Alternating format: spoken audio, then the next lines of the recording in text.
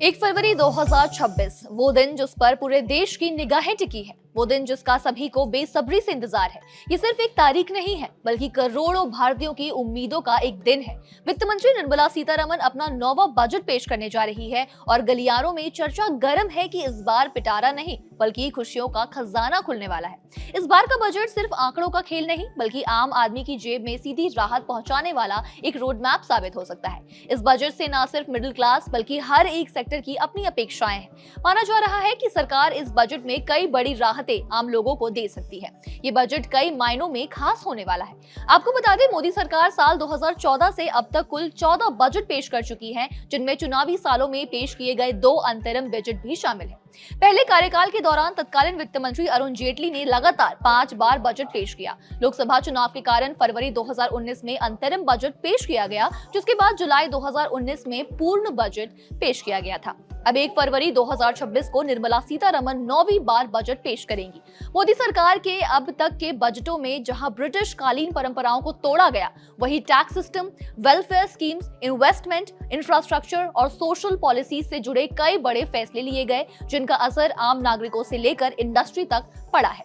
इसी कड़ी में एक नजर डालेंगे 2014 से लेकर 2025 तक मोदी सरकार के नेतृत्व में पेश किए गए बजट पर और जानेंगे कि किस साल बजट में क्या कुछ खास रहा।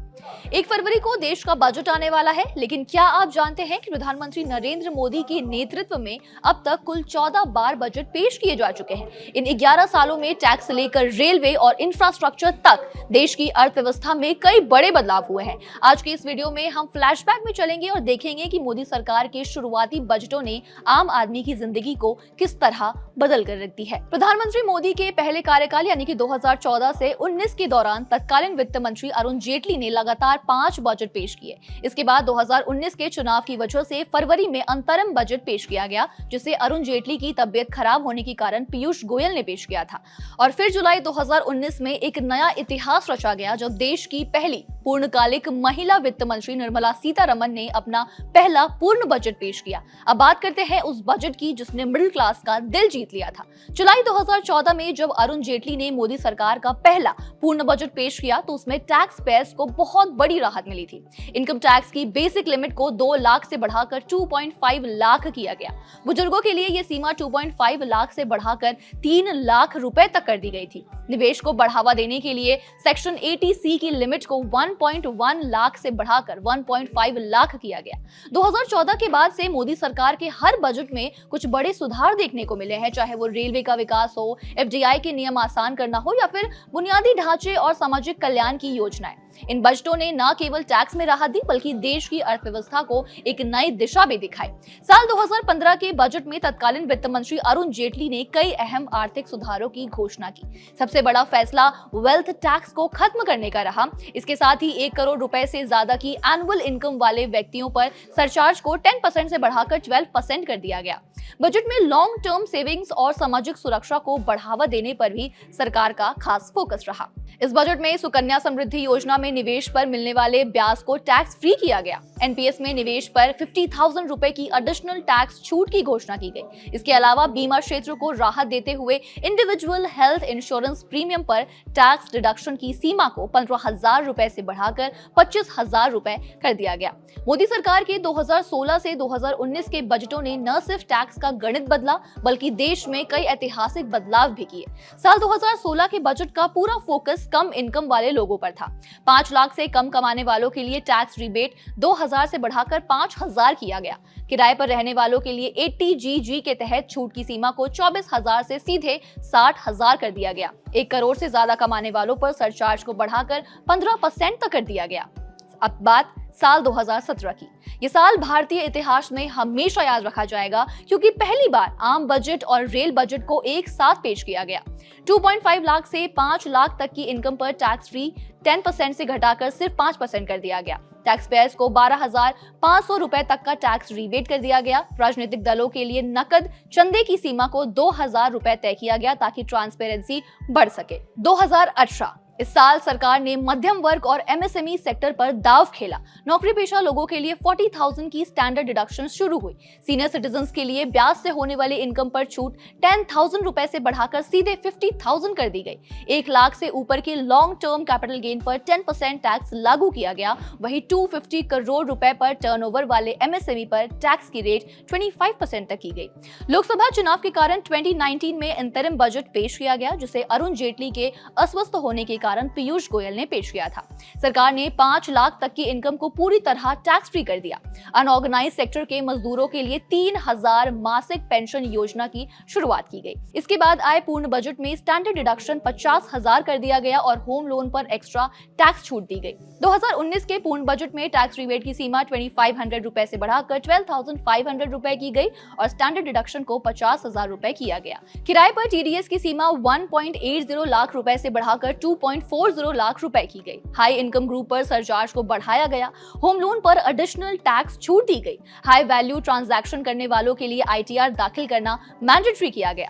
2020 के बजट में नए अल्टरनेटिव टैक्स रेजिम लागू की गई, जिससे टैक्स पेयर्स को पुरानी और नई टैक्स प्रणालियों में चुनने का एक विकल्प मिला।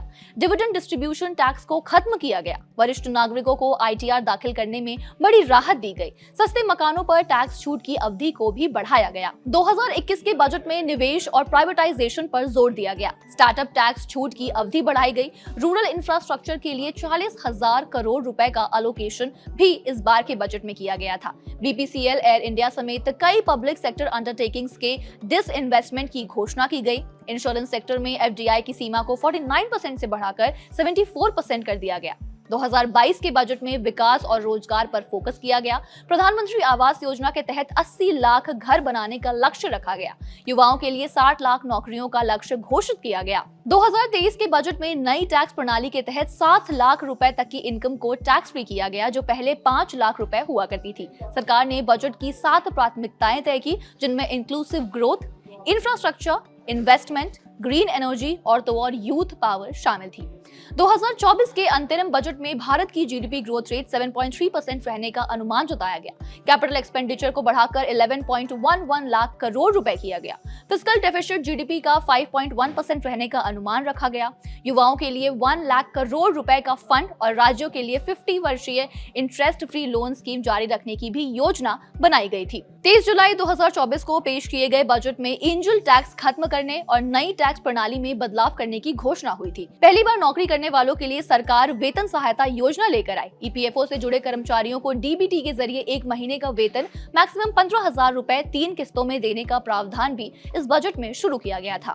2025 के बजट में सरकार ने टैक्स पेयर को बड़ी राहत देते हुए 12 लाख रुपए तक की इनकम को टैक्स फ्री कर दिया और अपडेटेड रिटर्न की समय सीमा को 4 साल कर दिया गया। 36 लाइफ सेविंग ड्रग्स पर कस्टम ड्यूटी हटाई गई, जिससे इलाज काफी हद तक सस्ता हो गया। 2 घरों पर टैक्स लाभ की सुविधा दी गई और सीनियर सिटीजन्स के लिए इंटरेस्ट इनकम पर टैक्स छूट की सीमा को बढ़ाकर 1 लाख रुपए कर दिया गया था। तो मोदी सरकार के इन बजटों ने साबित किया कि सरकार का फोकस मिडिल क्लास को राहत देने और सिस्टम में ट्रांसपेरेंसी लाने पर हमेशा रहा है। और 1 फरवरी को आने वाला बजट न सिर्फ आंकड़ों का लोखा जोखा होगा, बल्कि विकसित भारत की नींव को और भी ज्यादा मजबूत करने वाला एक ऐतिहासिक कदम भी साबित हो सकता है। चाहे वो टैक्स पेयर्स की बचत हो, किसानों की खुशहाली हो, रेलवे का आधुनिक अवतार हो, मुफ्त बिजली का सपना हो या फिर बुजुर्गों के लिए बेहतर स्वास्थ्य सुविधा। उम्मीद यही है कि इस बार सबका साथ और सबका विकास का नारा हर घर तक खुशियां पहुंचाएगा। अब देखना ये होगा कि जब वित्त मंत्री निर्मला सीतारमण अपना बजट का वो पिटारा खोलेंगी तो इनमें से कितनी उम्मीदें हकीकत का रूप लेती है।